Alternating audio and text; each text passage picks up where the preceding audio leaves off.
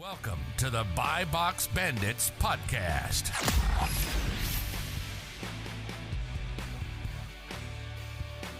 What's up, everyone? Welcome back to the Buy Box Bandits podcast. Today, the three lads I'm joined with, yesterday or whatever. The past few days, they've been at the ASD trade show, which is a big Amazon seller, just e-commerce seller in general, wholesale trade show, basically. So we're gonna give a little recap of that, best practices, whether we think you guys should go to it next year or not. I was not in attendance. These guys were. Thanks to our sponsor, SellerAmp, as well. Make sure you guys get a free trial of that linked in the description, and everything like that. But we got Garrett as well, guy, Howdy. 75 episodes strong as well. Dylan, Garrett's brother, repeat guest as well as Ian, another repeat guest on this. So we'll if you look some of our other podcasts, we'll see if we get them linked in the description. The other episodes we've done with these guys kind of more in detail on their stories and stuff. We're going to get very tactical and dive deep into some wholesale strategies, talking about the trade show, the experience, and all that and everything. But all right, start off. So I've never been, therefore I will probably be the least contributive to this conversation and everything. But walk us through just what exactly is ASD and why would you go? Why did you go? Why should other people go? What it was like, what you got out of it, all that. Ian, start us off. That was a lot of questions. All right, why to go? Yeah, what is Why it? to go? The what, the who, the why? Oh, okay, yeah. What is it? I think they changed it, but I believe, and guys, correct me if I'm wrong. I think that what it stands for now is affordable shopping destination. Not Something that it I couldn't even tell you. necessarily means anything.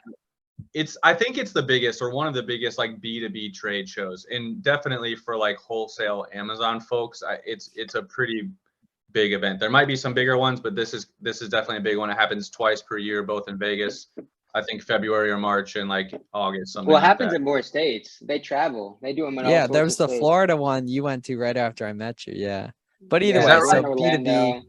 Yeah. So Yeah. basically people are going there to meet potential wholesalers, and wholesalers are there to meet, people who can buy from them. Right. And stuff like that and everything. So imagine like, how big is it? Like, I'm trying to think of like, convention hall with tons of booths, right? And dudes are going up, hey, can I buy your stuff or whatever? Let me see the catalog, all that. But yeah, all right, everything. Garrett, or Dylan, you got anything else on in terms of what all it is and everything? Yeah, so there was I want to say there was 3 halls in Las Vegas Convention Center. They said it's like 4.6 million square feet of like space or something. So they used a few million square feet of this place. And it was just filled with all sorts of vendors trying to sell things. And as, prospective buyers, we were there to buy things, right? So kind of a match made in heaven, really. They're going to sell, you're going to buy, and ultimately you're there only to find the relationships that you want to make. So there's a lot of stuff there that may not really directly apply to us as Amazon sellers. There's like a whole they called it like the lifestyle section. It's like the weed goods. I knew you were gonna say that, yeah. All that kind of stuff. That takes up a lot of their space there, but it's really good. I mean, you'll get vendors there from and not only just obviously wholesalers, right? There's people that come set up booths for prep centers. There's the software guys there. There's all sorts of stuff, and there's great great networking opportunities and all sorts of stuff there. It's really kind of an awesome spot. Yeah, and tons of people we know on socials go too, obviously, which I'm sure we'll get into. Yeah. And ultimately there's 3 types of stands that you'll see, right? One is like the combination of closeouts and liquidators, which essentially is the end of the supply chain, right? Think of Marshalls, think of TJ Maxx at a bigger scale, right? So they're at the end of the supply chain, picking up loose ends of big brands, L'Oreal, like all sorts of beauty brands, stuff like that. That's one type of brand of stand that you'll see. The second one is brand direct, right? Brands putting on display their own products, looking for people to buy their products and distribute, right? That's the second one. That was really what Dylan and I were there to see, meet specific brands, buy directly from that brand, and meet those types of relationships. The third form of stand you'll see is distributions, right? So not necessarily closeout, not necessarily brand, but somewhere in the middle of supply chain, right? So they have multiple different brands, maybe multiple different categories, but do the same sorts of things, right? They have continuous stock, which was another one of Dylan and I's kind of key point to look for, right? As we're looking for that replenishable continuous stock that we can continue to restock, right? Because that's kind of the name of the game. And one of the key foundational aspects of our business model is replenishable, restockable inventory, right? So the stands are those really 3 different foundational parts. And the key is kind of just getting to and establishing which one that stand falls in as quickly as possible, right? So you can either move on to the next one, dig deeper into that relationship, and keep it moving, right? Because there's a lot of people there, right? So Dylan said there's hundreds of different stands. You want to get to as many as possible. The way to do that is to cut to the chase, streamline that conversation, and if it's a skippable brand or a skippable stand, do so and move on. And what does the conversation look like? Let's say I have a supplement brand or whatever. Do you know going in who you're talking to, or are you cold approaching people? Or like obviously not mutually exclusive. How does that work? So we've kind of taken both approaches. The first time we went, we probably over prepared and over researched, right? So we went in with a list. We went in with a list and products within each of the brands and stands that we wanted to talk to, right? That was like the first one, and we've kind of evolved. The second one, we did no sort of preparation. And then this one, we came up with some sort of idea of who we wanted to talk to. But ultimately, like, you're not going to walk by a stand and just, if they look interesting, not talk to them, right? So we found that there's only so much preparation that kind of makes sense. Because at the end of the day, if you want to talk to them, you're there, you're going to talk to them regardless. Yeah, Ian, what did you do? Yeah, so this was our first one, and I probably fell into the over prepared, just like you guys. I spent the entire week before ASD literally line by line. So the nice thing is, on the ASD website, they publish the list of vendors beforehand, right? Mm-hmm. And the tricky thing is, if you start too early, some of them might register late. And I literally just went through top to bottom and looked at every single one and made a spreadsheet of who I thought would be interesting to talk to, along with where the booths were at, the contact information, whatever. That gave me like a list of like 120 vendors, which was a lot. And so I went through again and I like put them into a tier system. Nice. Definitely over prep. And then go ahead. I was gonna say, did you find that valuable though? If you were to do it again, would you do the same? I really did. Yeah. I would probably do it again. It was a little overkill, but I felt it was like better more than less. Yeah. This time. And it helped. Like, I already had a lot of things organized, because a lot of it is on the back end. After you have the conversations, the follow up and the follow through is probably going to be the thing that ultimately makes or breaks let's talk about that though. You posted the CRM on your story and it's sick. So that's the only example I've ever seen of someone do. I'm sure other people do, but it's the best example I've ever seen of it. It's super easy. Yeah. And so like what it looked like was, additionally, I would say we got help because we did the walkthrough beforehand with Eric and Sebastian of Amazon Lit. And it more just kind of like affirmed what I was thinking and gave us some confidence. But even if you didn't do the prep, you can literally just, with 2 days, you can just start on one end of the area you want to be, which is mostly probably general merch. Yeah. Just start zigging and zagging.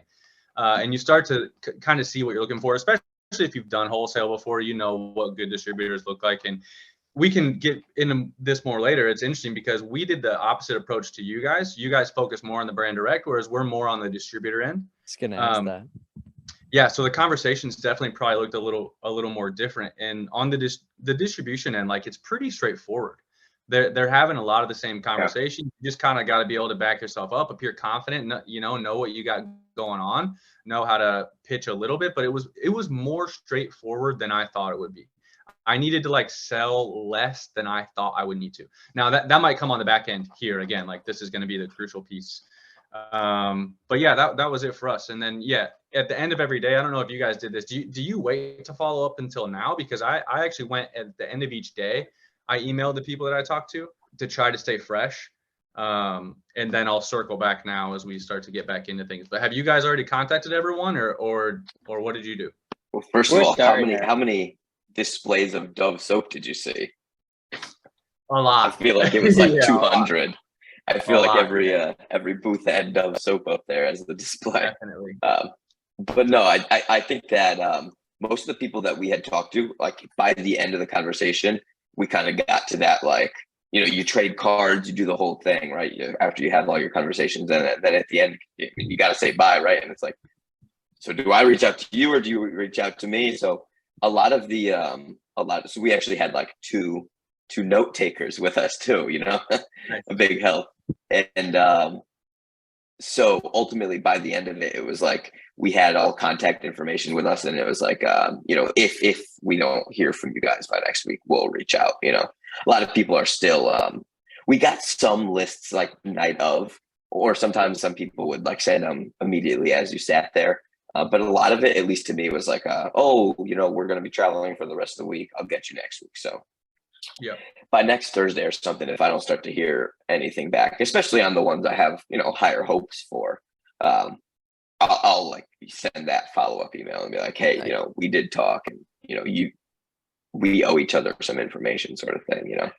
All right. Objection handling, right? So you walk up to a stand, you know, and what does it look like? You know, obviously, hello, or whatever. I own or with XYZ company. And then is it, let me see, I would love a catalog, or can we set up an account, or, you know, obviously, you know, it varies, but the general conversation, like, and then let's get in some common objections and such. I mean, the main objection is going to be that they don't work with either any Amazon sellers or any other sellers to begin with. Either they have like a primary person they work with, or some of them actually have signs that say no Amazon or e-commerce retail, right? So that's predominantly going to be the single most common objection that you come up with, right? And either they're open to any sort of conversation or they're not, right? That's kind of the big thing that you have to hurdle. And some of those can be overcome. I have you guys ever like I've waited a year to open a big account before. And so like even these guys that might say no, and another common objection is they're full on the Amazon side, right? Which they're never all the full. time. They're never full. They might be full on some noob who's going to spend $100 a Right. month, but they're not full for 10,000 or 20,000. Yeah, Right. and like that's always like, okay, no problem. I totally understand. Like I'll follow up with you in 3-6 months here, and just to keep the conversation going. And those really do pay off. Like It amount of people compounds. that properly, the amount of people that really follow through over time is pretty small. With anything. Well, that's the thing. Yeah. The stands and booths that we walked up to, where the dude was like, oh, you're an Amazon seller, here's a list, here's the contact information, we'll send you a catalog tonight, good to go. I mean, those are the ones where I'm like, all right, well, I mean, there's likely not going to be any sort of opportunity there, right? Because think about how many other Amazon sellers walked up and were just granted all of that information, just the keys to the castle were just right there, right? So our favorite ones where it's like, we walk up to them and the conversation kind of has to take a little pivots, right? Dylan had a really good one where he was talking to the guy for 8-10 minutes. And at that point, that's when we were granted the catalog, right? Because then it's like, all right, well, how many Amazon sellers are going to walk up, have the conversation, take all the turns that the conversation did, and ultimately, after 2, 3, 4 little kind of hurdles in the road, that's when you kind of got the key. So those are the ones that are like, Dylan was talking about the ones that he was like excited about. Those are the ones that kind of get us going, because it's not like we walk up, oh, Amazon seller, love to see it. Here's all the stuff you need. I mean, that's the sort of opportunity where it's not as high on our list. Especially we actually had, we actually had some people come up to us because, you know, we had polos, you know, brand name on it, right? They're fire. Yeah, the black ones. Yeah. So we actually had people come up to us because they're like, oh, you sell on Amazon. Do you want to sell our stuff? And we're like, oof, probably not, to be honest. But we'll take a look though. We'll take a look. Absolutely. Best believe we're taking a look. Yeah. There's actually there's one guy, the past, what I call it, I think 3 years, we've gone up. I've seen him at the same booth, the same time. He's a sock. He wasn't there this year. I know, he folded first. I know. That's what I was just about to say. Every single time he's like, I have one guy. I have a dedicated guy. I was like, all right, yeah, bet. Next time though, I'll get you. And then I went up the next year and he's like, no, I still got the guy. And this year I was like, all right, fine. Next show, I'm going to find you. And this year he folded first. He didn't show up, and I did. Account, or he didn't show up? No. He just didn't show up. Yeah, why would he even go? Well, I guess he was looking for other types of sellers or something. Yeah, like other retail outlets. Dylan was kind of building up that story, like there was a light at the end of the tunnel, but there was no light. Facts, we did not. No, there wasn't. It was a weird build up. It was like Dylan won by him not showing. Correct. I won the argument. Yeah, he doesn't know it, but. And then kind of pivoting a little bit, Ian. Yeah. obviously the second best part is the reason why Miles is going to join us next year is the second piece, which is like the networking. So tell us about where you went Monday and kind of how was that? Yeah, and at the very beginning, the biggest answer as to why to go is 100% the people. For multiple reasons. Like, one, it's super fun to meet other sellers. Like, I just met Garrett and Dylan for the first time in person. Like, that's super fun. Meeting other sellers is super fun. And then meeting the vendors, I really do think you get a big leg up meeting them in person. Like, it really does add an additional layer that is hard, especially nowadays, the way that everything's structured virtually over Zoom or whatever. Having that face-to-face, human-to-human contact really does add an additional layer that's going to make it a lot easier to open accounts that otherwise you might not have access to, or it might take you a long time, or you got to really push, whatever it is. Scott Needham of Buy Boxer and Smart Scout, most people know, had a cool event on Monday where it was like a big thing to meet other sellers.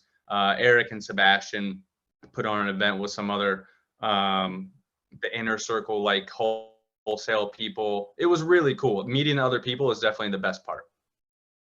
Definitely. How was your golf? How was your golf swing though? The most important question. Last year was looking hurt. Or no, Julian was like, I hope he's listening to this. He was looking. Julian was looking some rough. No, it was fun. Yeah, it was really fun. Yeah, they even ASD themselves put on like a party, I guess they called it, like after the first day. And it was awesome. There's a ton of people there, just all talking and everything. There's some really cool people to talk to and things to see, you know. So how many days is it? Because I feel like last year you were there longer. Yeah, we were there longer. Sunday to Thursday. So was that 5 days? Yeah, that's a lot. Yeah, this year we flew in Friday night and left Monday night, which was like, I mean, obviously completely dependent on the location, right? Vegas is just like an exhausting place. But I don't know. It was kind of like I mean, granted, everything seemed a little rushed this year. Maybe an extra half a day. Yeah, whatever. Cool. One extra. Yeah, like one. Yeah. I mean, maybe if we got there earlier Friday or something, because the whole time jet lag thing kind of was annoying. But I mean, it was kind of the perfect storm with what we timed out. You can definitely do the show itself in 2 days. If you put in, and that's probably the recommended thing. That's at least what Eric and Sebastian said. That's definitely what I felt as well. If you hit it hard Sunday and Monday, you can definitely get done what you need to get done those days, and then a couple days of fun time is probably enough too. Yeah, because if you're but even because the workday ends around like what 4 or 5. I mean, a lot of the vendors and brands start leaving around like 4-ish, right? So even still, you work from 9 to 4. You still have 3, 4, 5 hours at night to kind of do the Vegas stuff and longer and than that. Yeah, way longer than that. Yeah, I mean, yeah, we were out late the first night, but it was a good time. Were there more people there last year or this year? Because I know Romer and Liz. Oh, good. Okay, cool. Yeah, everyone's going next year. Well, in both respects, there was more stands. There was another hall full of stands more than last year. They only used 2 halls last year. And this year, it just seemed like there was a lot more sellers. I think people talked about it a lot more this year for sure. But yeah. Yeah, I know Lester, Julian. You guys know Donald? You guys meet Donald? We met Donald. He's awesome. Yeah. He was with them. I did not expect him to be there, but yeah, I've talked to him. He's a good guy. Julian has Julian's brother was there. Yeah. So he's like a business partner. Julian's brother was pretty cool too. Cool. Yeah. I know Salih was there. Who else? So Salih is a tower, bro. I was telling you that earlier today. Man. Yeah. Dude, Mill sales in high school. Yeah. That's the cool thing about meeting all these people in person is right where you kind of develop a perception of what they'll look like. Yeah, we've talked about this before, and it's always different. Yeah, it's always different. Yeah. I was expecting Salih to be like maybe 5'6", 5 something, but he was like Jake's towering over me. Yeah, that's like the same sort of reaction I had with Jake. So what? Okay, the walkthrough you did with Eric and Sebastian, what is that like? Are they game planning? Like, how's that work? And was it just like a tour, or are they helping you game plan, talking to vendors too? I'm just intrigued. A little bit of both. Yeah, we probably walked through like maybe, I don't know, a quarter of the general merchandise hall, which is the biggest section of it, probably 80% of everything that like wholesale Amazon people would spend their time in, and a little bit of the beauty as well. It was really straightforward. They literally like pointed out a few that they were like, hey, these are interesting things. These are the kinds of distributors you should be looking which for. makes sense. Yeah, cool. Walk through like a couple conversations with them. It was like if you went in totally blind, having no clue what to do, you could have done the walkthrough with them and walked away being like, oh, okay, I know exactly what to do. It's But like at a the same weird time, game because go and not do it. You'd be fine not doing it as well. I'm fans of those guys. I like Eric Finchebeston a lot. It definitely has value, but it's not like it's 100% necessary that you'd be fine. it's like an interesting thing to see because it's like everyone's like, with one or two people just kind of doing their thing. And then you see this just mob just walking through the aisles. It's like Eric and Sebastian were in the front, and then everyone else is just kind of following up behind. And it's like, oh, you know what they're doing. Yeah, we got a lot of funny Eric looks. Is like a I mean, he stands out, right? So you know he's coming. Electric. Oh yeah, his energy's great, man. Yeah. I mean, I have to say, the first time we went a few years ago, it was reasonably, especially like, I mean, a few years ago, we were like fresh into Amazon. We were like, oh, there's an opportunity there. We have to go. I have to say, with no prompting, it was a bit intimidating. At least I'm sure. The first few. Yeah. Oh my gosh. Like, yeah. You walk up and you're like, I'm like a guy and I'm trying to buy your stuff. I want to buy a lot of it. And I want you to give only me a lot if it of money fits off. this specific pricing, this amount, and right now. Yeah. You got so many like specific criteria and everything. So it is kind of like weird, and especially the first time. Like wholesale, obviously different than private label, also different than brand direct, even more different than the brands that you could buy direct that aren't on Amazon yet, right? So like, the first ones for you walk up to and everything, and you're talking to people and you're like, oh, like, is this product on Amazon? They're like, oh, no. And they're like, oh, like, you can sell it on Amazon though. And you're like, oh, sick. You're thinking you're going to get some like magical exclusive deal, but it's like, man, that's a lot of work when like the rest of the booths on this row already have their products listed. You just have to negotiate like 10% off to make it profitable. It's like a definitely a different game between like all the different types of people there. Yeah, we definitely shied away from, because like we had, so like even with the beauty, right? We had Kate and Alyssa with us, and we're kind of like using them for feedback. We were walking by stands, and like, oh, do you recognize that brand? And if they gave us the thumbs up, we go talk to them. They're like, nah, we haven't heard of them. Then we keep moving, and that's kind of how the beauty section went. Yeah, what categories mainly was it types in terms of the ones you talked to, and just in general outside of like, we know the weed people, and then like sounds like beauty, and then like general merchandise? Is that mainly clothing, consumables, tools? Well, a ton of, like Dylan already said, a ton of consumables like Dove soap, a lot of like all like the bath products. That was really which makes sense. From like a demand perspective. So that was like a lot of the distributors had that stuff, right? But there's some like tool brands and stands, some automotive stuff, a lot of toys, really just every single category you can imagine. Did you see Jameson? That's it. So that was my next part. The interesting thing is, right, there's people that approach this whole ASD from a completely different perspective.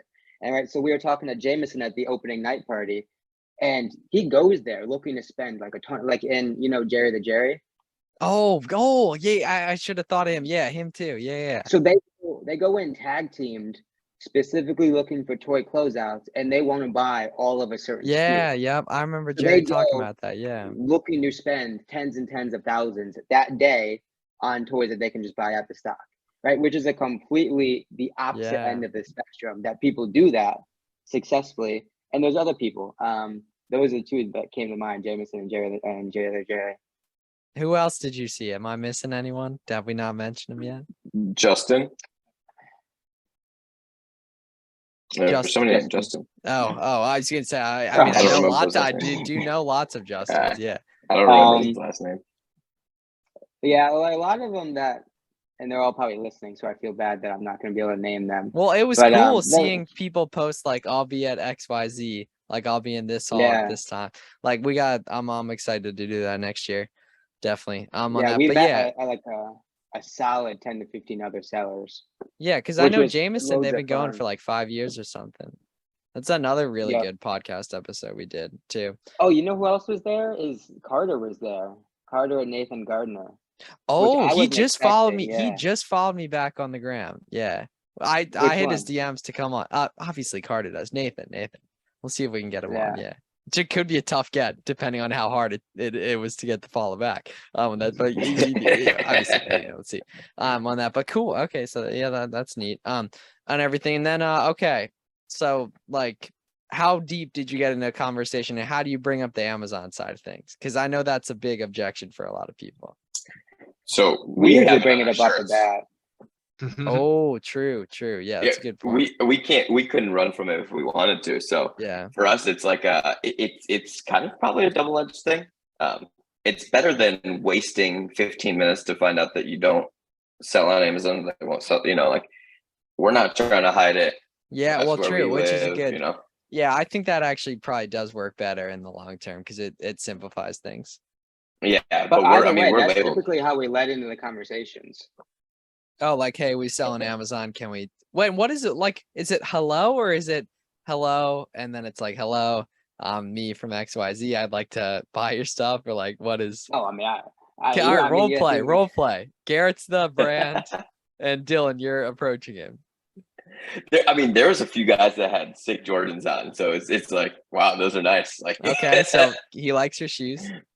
yeah, I mean, no, there's just like it's just like a play-by-play sort of thing. You walk up, and Sure. I mean, it's whatever happens, I guess. Mhm. But the Dylan's not about that. Dylan's not about the role play life. Yeah. Okay. So if you could go back in time a week and do it differently, what do you do differently, if anything? I don't think. I mean, like I was saying, I don't necessarily think that there is too much added value by doing the extra preparation. I think a general idea going into it was cool, but I don't know. I think we got like a reasonable amount Like out 10 of it. or 20 or 5? I would say about that 10. in the past, like Ian was talking about having done a bunch of research, previous years, I had actually applied to a lot of the places first because I knew who they were and like everything. Yeah, So that I makes actually sense. even opened the account with them before we got there. So then once I got there, right, I already knew like the rep's name that I was going to Yeah, be and working that's the with and all biggest that kind thing. of stuff. Yeah, it's the face-to-face, right? Because you were talking about it's, being everything, Zoom-based and Yeah. everything. Just like online business in general, there's a big element to that. And, they like see you're a real person. They put a face. It Yeah. shows that you're serious if you're there. Yeah, there's one that I had applied to, not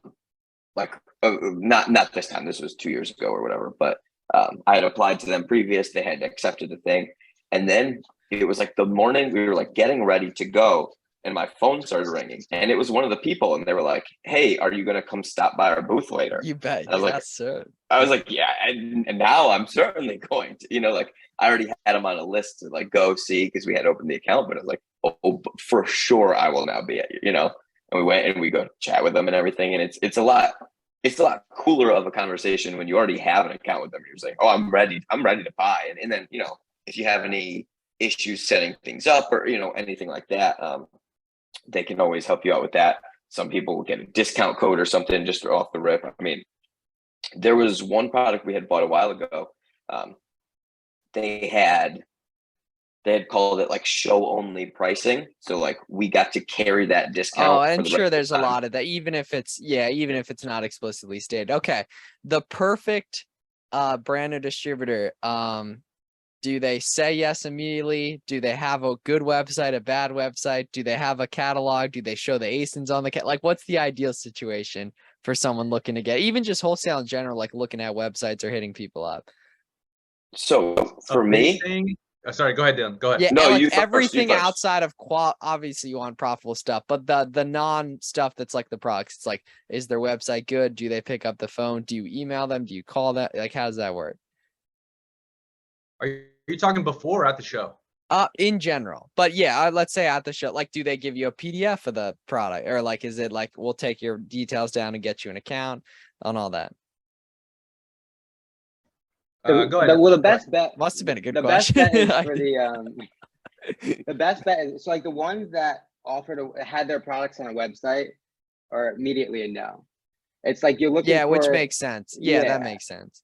You're looking for like a sales rep contact who is going to send you an Excel file of the UPCs, and that, because you'll get people who will give you a catalog in their hand and be like, this is all we got, which obviously isn't ideal. You'll get people where they will give you a QR code that says all our products are here, which isn't necessarily what you're looking for, right? You're looking for it to get set up with a sales rep who you can conversate with, negotiate pricing.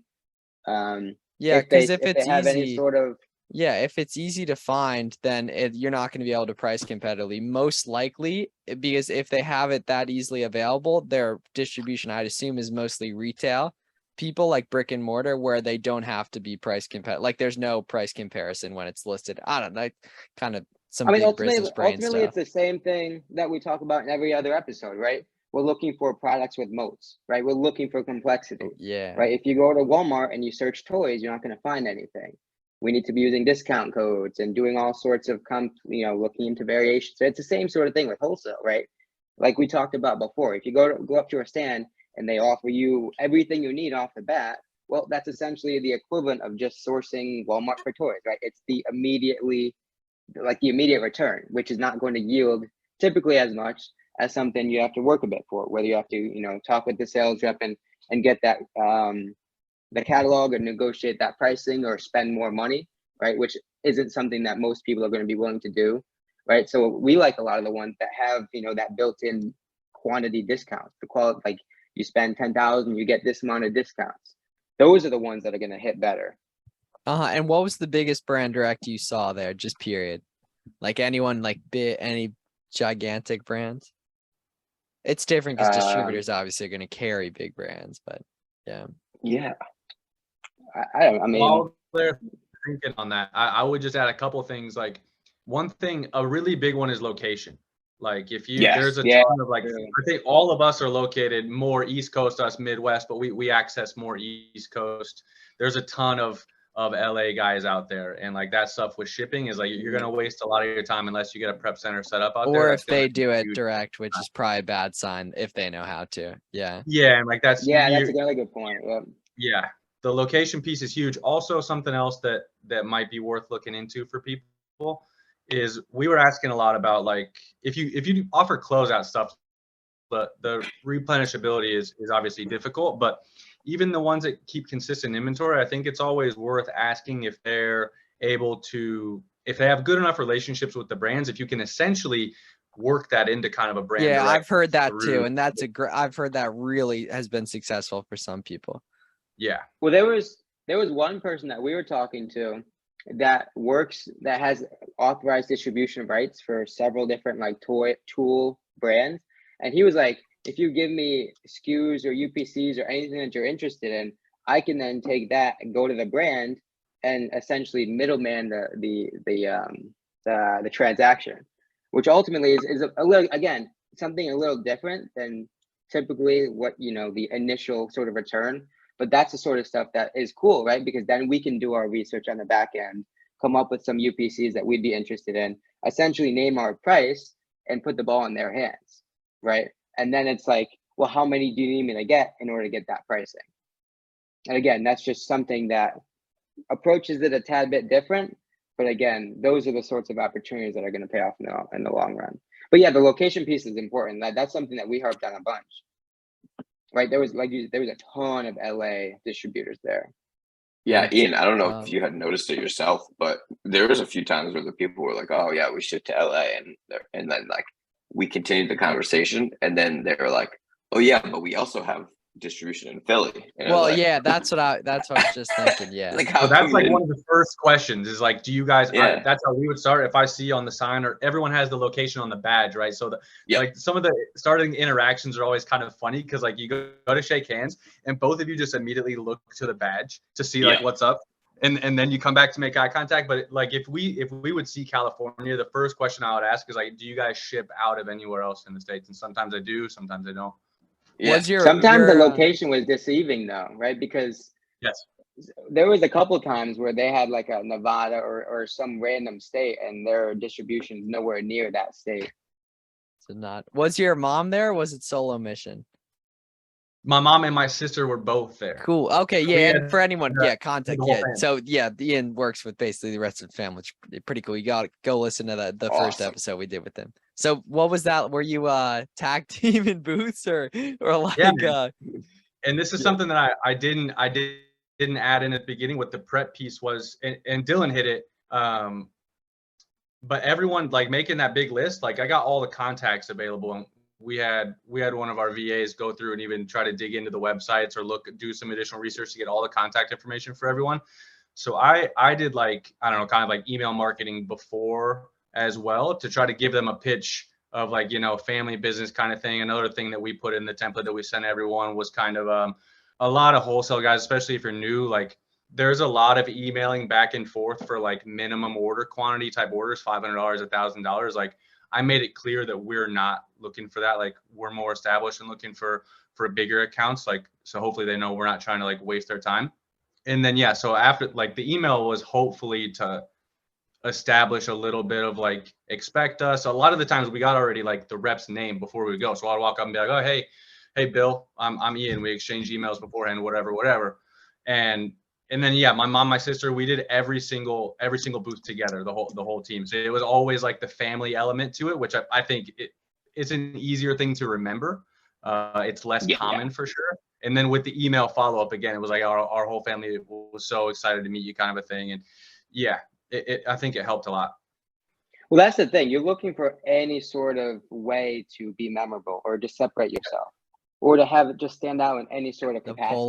Right? The polos. That's why we have like the polos and the matching pants and everything. Like any sort of thing we can do to just stand out that much, right? Because like we talked about, there's maybe hundreds of other Amazon sellers that are having the same sorts of conversations, right? So in order to anything you can do to sort of not just blend in with the rest of the people there is just going to benefit you in the long run.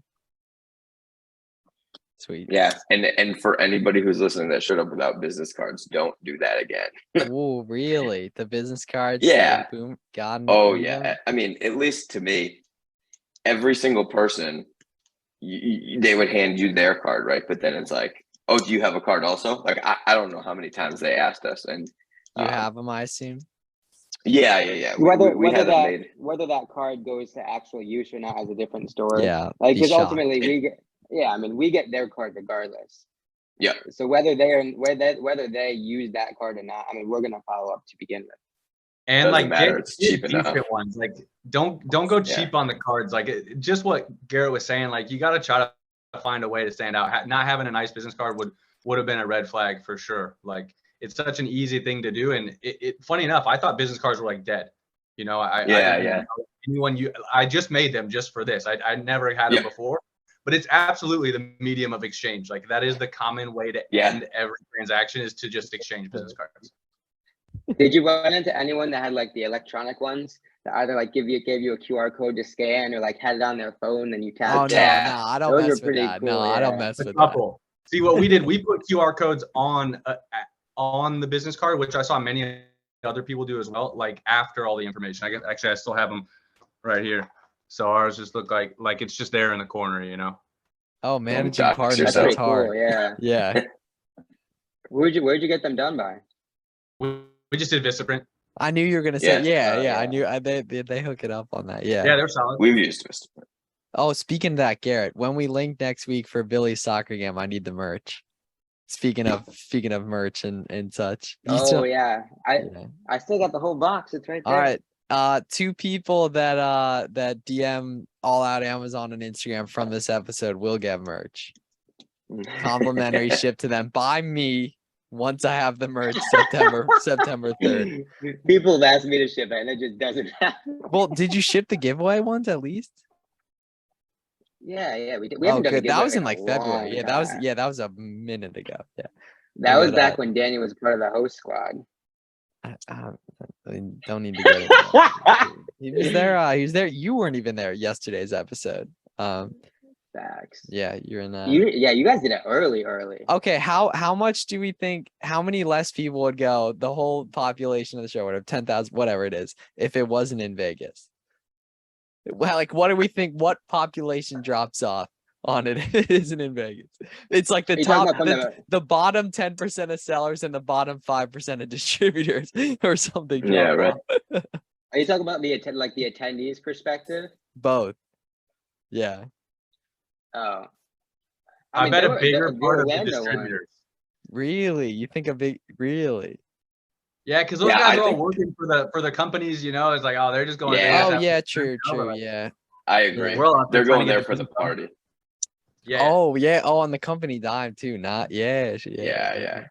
They got nothing to lose. Yeah. How many contacts? How many quality contacts? Because I saw you had 65 or 67, Ian, on the CRM. Something like that. Yeah. And like some of that was already in there before. Okay. So are we like 20 or like 27? Realistic, like accounts that I would hope to do business with, like big ones. I think like 4 or 5. Cool. And then maybe some additional smaller ones. I would hope like 5 to 10. Realistically. Yeah, we're definitely less than 10. This is like the stack of cards. It's like out of 100 interactions or something, probably I expect like 10 to 15 to really lead to something. And then how does that work for normal wholesale outbound for you guys? Cold email, cold call, whatever. What's like the funnel down the line statistically, if one exists, or if you guys have no, like probably 1% purchase rate or so. It only takes one to change your life. Well, don't get me wrong. Yeah, exactly. Like that can be really significant if done right. For context, yeah, like in my entire pipeline, I have like 215 or something distributors in there. We regularly do business with like 7 big accounts. Oh, which is great. That shows like you can do really great numbers with just a couple like that. That really hit. I would actually expect it to be a little less. Like 7, I was expecting it to be high. Yeah. As in like 4 or something. Well, either way, I'm just getting context on it. Like that. But cool. I think anything else, Garrett, we should touch on? I have a question actually for you guys. Sure. How do you feel like after attending it a few times, like do you feel like in terms of purely business, right? Like the people piece will always remain a really beneficial thing. But in terms of like and maybe you won't know the answer really for another month or so, but do you feel like the impact to your business has been marginalized revisiting the show multiple times? Or do you feel like there's new vendors, there's new distributors, there's new brands, enough for it to just continue to have the same impact? Well, I think the big thing is before COVID and after COVID. Like the previous couple ones that we went to were all either during COVID or like just like after COVID. This is, I think, kind of the one, and the show is just based on the amount of people that were there. I mean, there was a full hall more of people of different brands, right? And so the next one will kind of be like a determining like if this amount is norm or it kind of goes back to what it was. But there was like a ton more people here, and I think we left with a good bit more of potential accounts. And I saw some repeats, but there weren't as many. Like some of the really, really big ones, like a UPD sort of thing, or people on that sort of scale, like where they took up essentially the whole aisle, right? Because the booths are they're different sizes of aisles. Like it sounds silly, but like you could walk down like one of these aisles that would normally house like 10 different booths, and it would be one thing.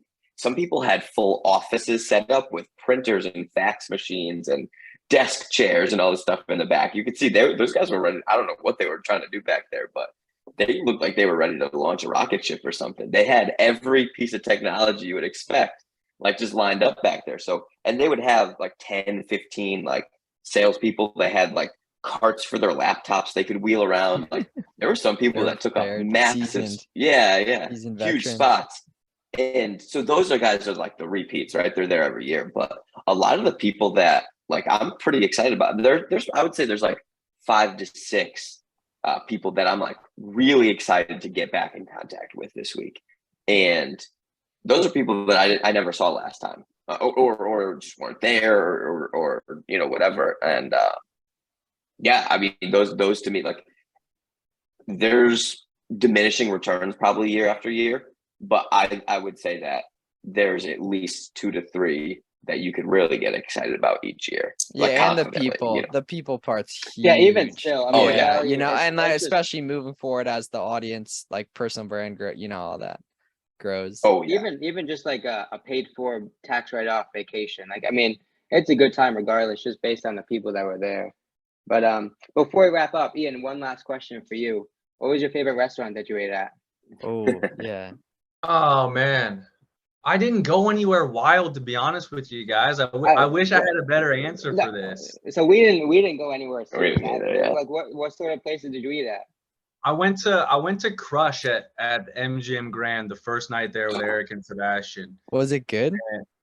It was solid, yeah. It Well, was no, solid. no, you know, because there's diminishing returns the nicer a restaurant is.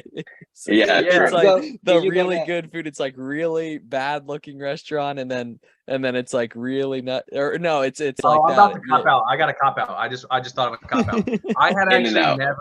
I had never eaten In-N-Out Oh, before. Yeah, there I we knew go. it. Yeah, there we go. Yeah. Sweet. Did All right, you sounds get good. did you get a daiquiri? A daiquiri. That's Yeah, Garrett's there's like go-to. and- Garrett, you can't let Garrett have too many of those. Cannot let Garrett have too many of No, I those. was having D Betty's. Yeah, We- correct. Yes, sir. Cool. We'll All have right, to Miles, all take us home, looking baby. forward for some of those in person together next year, gents, on that. So all at Amazon, Ian Klotz, Ian Klotz, and Klotz, go follow him. I hope I spelled that right. I think I did. On that, go get a free trial seller amp, link in the description, mobile app, web app, Chrome extension. Go try it out for free. $17 a month after that and everything. So have a great night. Thank you guys for listening as well, and hope you join us next year at ASD 2023.